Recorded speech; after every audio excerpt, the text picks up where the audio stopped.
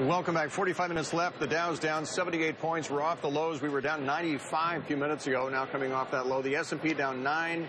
NASDAQ, when you left, we were flirting with 5,000. And guess what? We still are.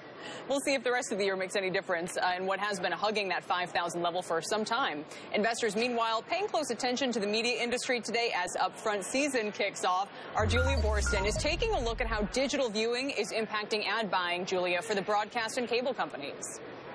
Well, Kelly, this year may be the tipping point for broadcast TV. The biggest drop for upfront TV ad sales since the recession is expected in a year when the economy is growing. Advertisers are projected to spend 10% less at broadcast networks, 5% less on cable TV ads this upfront season, according to research and ad buying firm Magna Global. Now, TV viewing is down 9% this season, thanks in large part to the spike in Netflix streaming, according to MoffettNathanson.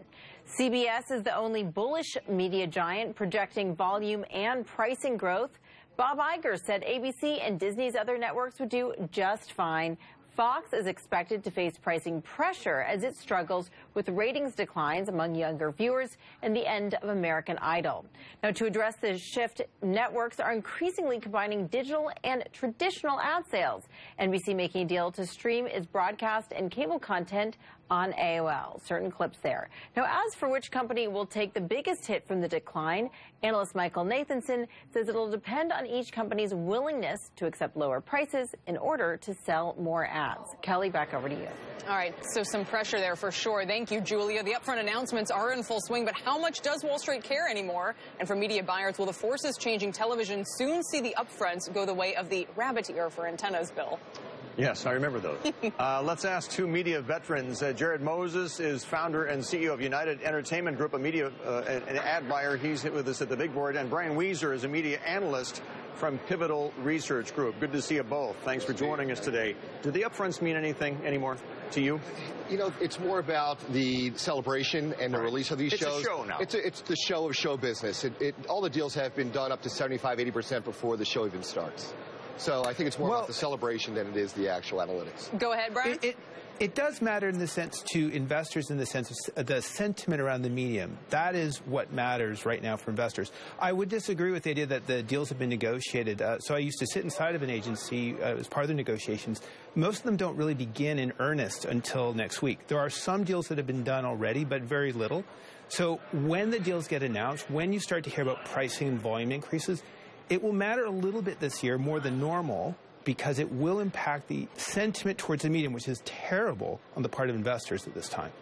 Jared, you know, you're one of these guys who represents a lot of the brands when it comes to buying. One of the core arguments about advertising on TV is ultimately going to be, does this give me a better return than advertising somewhere else? How do you make those kinds of decisions given the proliferation of platforms you can buy on now? Well, and that's exactly it. You have to bundle. You cannot buy one source. You're now bundling. Absolutely. You have to. You have to buy across the board. As the report said earlier, you need to go from terrestrial to digital and digital to terrestrial, and you need to bundle these packages.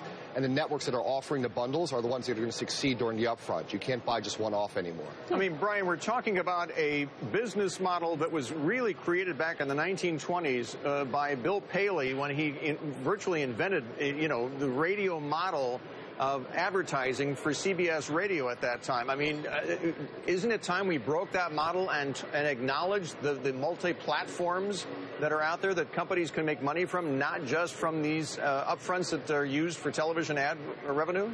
Well, there's a few things in that. First of all is the idea of buying inventory in advance. That is common in all media. Even with the digital media owners, they have something they're calling the new fronts, which is intended to get advertisers to commit a year ahead of time.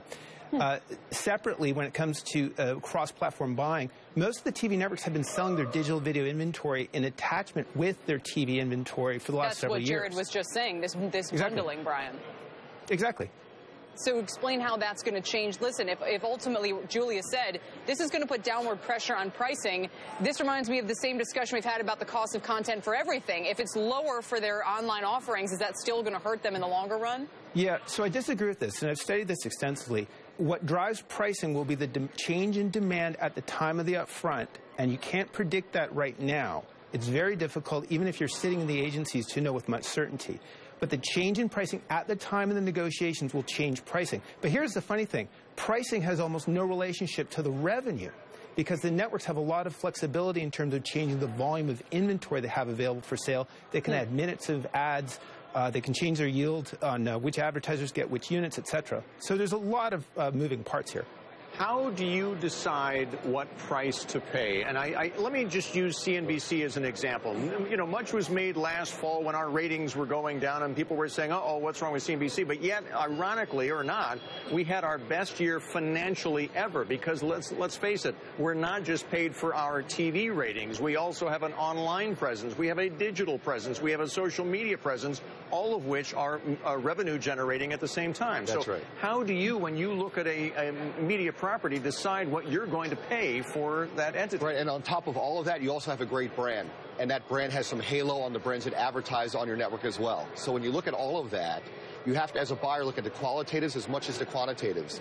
And if you could create a package, and that's why I said a lot of this takes place before this week. For months, trust me, we've been talking to the networks about bundling packages. You don't just parachute in at the Absolutely upfront not. speed, Absolutely not. And as my colleague said earlier, for a year now, people have been talking about bundling the digital with the terrestrial. So this has been going on for a while, and we look at your programming slate, and we try to figure out, one, where can we get the best added value to the total buy, and two, how can we aggregate the most views utilizing all your different mediums at the same time. Brian, just a quick last question then. Obviously, this means that the competition for brands now includes all of these platforms. So who are the strongest and weakest as we stand here today, in your view?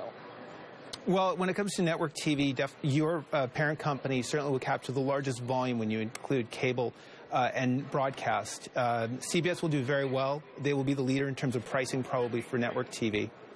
And that'll be the benchmark that everyone else will follow off of. Okay. You agree? I do agree. I do agree. Just because you have the largest landmass for people to capture. And then who would be the strongest for you, Jared, when it comes to the over-the-top group?